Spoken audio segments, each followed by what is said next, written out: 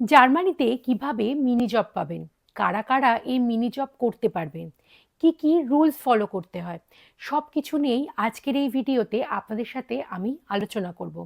নমস্কার, আমি রনিতা আর আমি জার্মানিতে থাকি। আর জার্মানি রিলেটেড আমি ভিডিও বানাই। তাহলে চলুন বেশি দেরি না করে শুরু করা যাক আজকে আমার এই ব্লগ।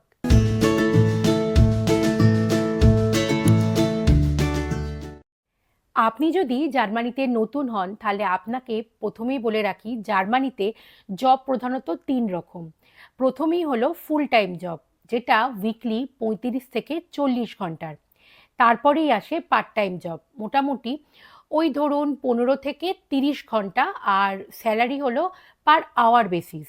আর তারপরে আসে মিনি জব, যেটা এক্সট্রা ইনকামের জন্য, আর যেগুলো মোটামুটি মানে কোনো মানে কোম্পানি আপনার সাথে কন্ট্রাকচুয়াল বেসে কাজ করবে, আউটসোর্সিংয়ে অনেক সময় বলে।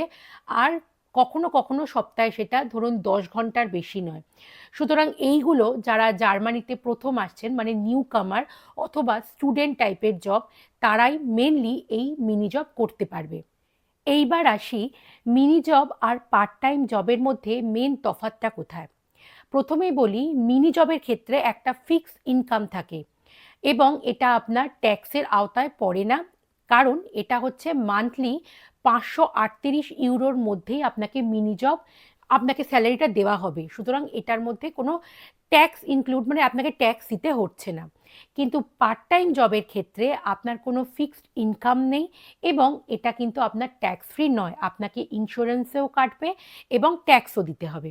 সুতরাং পার্ট টাইম জবের ক্ষেত্রে সময়টা একটু বেশি, মানে ধরুন ওই 15 থেকে 30 ঘন্টা। আর মিনি জবের ক্ষেত্রে রুলগুলো যদি আমাকে বলতে হয়, তাহলে যেটা বললাম সেটা হচ্ছে যে একটা মানে উইকলি আপনাকে একটা ঘন্টা আপনার সাথে আপনার এমপ্লয়ার সাইন করাবে কন্ট্রাক্ট, যে 10 ঘন্টার বেশি উইকলি আপনাকে কাজ করাতে পারবে না। কখনো কখনো সেটা 4 ঘন্টা হতে পারে, 5 ঘন্টা হতে পারে, আবার কখনো কখনো আপনাকে বসিয়েও রাখতে পারে কোনো সপ্তাহে। সুতরাং এক্ষেত্রে আপনাকে ফ্লেক্সিবল ওয়ার্কিং আওয়ার্স দেওয়া হয়। অবভিয়াসলি যে কন্ট্রাক্টে যেটা লেখা আছে তার কমই, তার বেশি কখনোই করাতে পারবে না। মিনি জব করলে আপনাকে হেলথ ইন্স্যুরেন্স আলাদা করে কাটবে, কিন্তু পার্ট টাইম জব করলে হেলথ ইন্স্যুরেন্স আপনার স্যালারি থেকেই কাটবে। সুতরাং এটাই তো একটা বড় সড়ো তফাৎ। আর রুলস বলতে গেলে মানে সাধারণত এখানে জার্মানিতে আউসহিলফে কথাটা দেখবেন অনেক জায়গাতে, সুপারমার্কেট বা অনেক জায়গাতে লেখা থাকে যে আউসহিলফে হিসেবে মিনি জব করা যায়। তো সেক্ষেত্রেও আপনি কোথাও যদি দেখতে পারেন যে আউসহিলফে লেখা আছে, তো সেক্ষেত্রে আপনি অ্যাপ্লাই করতে পারেন। স্টুডেন্ট জব বা এখানে জার্মানিতে প্রথম যারা আসছেন তাদের ক্ষেত্রে মিনি জব করাটা হচ্ছে সব থেকে বেস্ট অপশন। আর ধরুন অনেকে করে কি, যে পার্ট টাইম জব কোথাও একটা করে, তার পাশাপাশি আবার ধরুন কিছুটা সময় তার ফ্রি পায়, যেমন স্টুডেন্টরাও পায়, বা অথবা এরকম অনেক হাউসওয়াইফ বলুন বা অনেকেই যারা ধরুন এরকম সময় থাকে, তারা এরকম মিনি জব করতে পারবে। তো মিনি জব একটা বলতে পারেন সাইড ইনকাম আর ভালো অপশন। তবে অনেকেই শুনেছি দুটো মিনি জবও করে। সেক্ষেত্রে ওই যে বললাম, কোনোভাবেই 538 ইউরোর যদি কোনোভাবে বেশি হয়ে যায় তাহলে সেক্ষেত্রে আপনাকে ট্যাক্স দিতে হবে।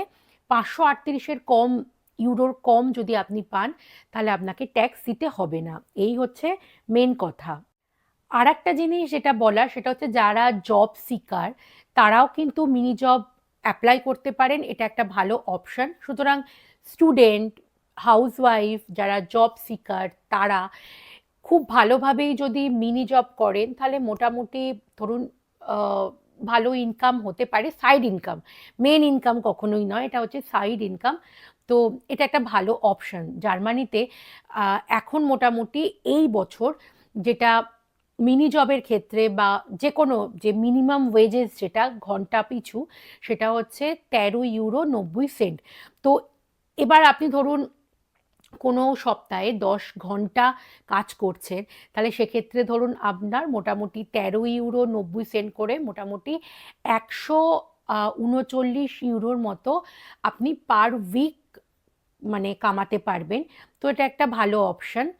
তো কেমন লাগলো আজকের এই তথ্য?